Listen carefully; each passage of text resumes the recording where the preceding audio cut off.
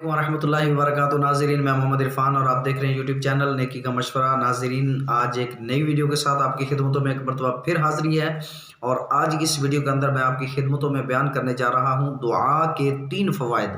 جی ہاں، دعا مانگنے کے 3 فائدے۔ دعا ہر بندہ ہی مانگتا ہے اور اللہ کی بارگاہ میں ہمیں دعا مانگتے ہی رہنا چاہیے۔ دعا کے بہت زیادہ آداب ہیں، آداب ایک الگ ٹاپک ہے، یہاں میں آپ کو صرف 3 فائدے بیان کروں گا۔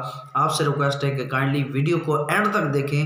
جب ویڈیو کو آپ اینڈ تک دیکھیں گے تبھی تو آپ جان پائیں گے کہ وہ 3 فائدے کون سے ہیں۔ جب آپ وہ 3 فائدے سن لیں گے تو انشاءاللہ پھر وہ کنڈیشن نہیں آئے گی کہ آپ نماز کے بعد دعا مانگے بغیر اٹھ جائیں گے، یا دعا تھوڑی سی مانگیں گے، یا بس ایسے ہاتھ اٹھائے اور ایسے چلے گئے۔ نہیں، پھر آپ دعا کے جو آداب ہیں ان کو بجا لا کر ہی دعا مانگیں گے۔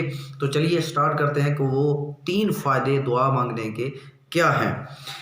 المستدرک للحاکم جلد 2 صفحہ 163 پر یہ روایت موجود ہے۔ اللہ کے پیارے نبی کریم رؤوف الرحیم صلی اللہ علیہ وآلہ وسلم نے ارشاد فرمایا، جو مسلمان ایسی دعا کرے جس میں گناہ اور قطع رحمی کی کوئی بات شامل نہ ہو تو اللہ پاک اسے 3 چیزوں میں سے کوئی ایک ضرور عطا فرماتا ہے۔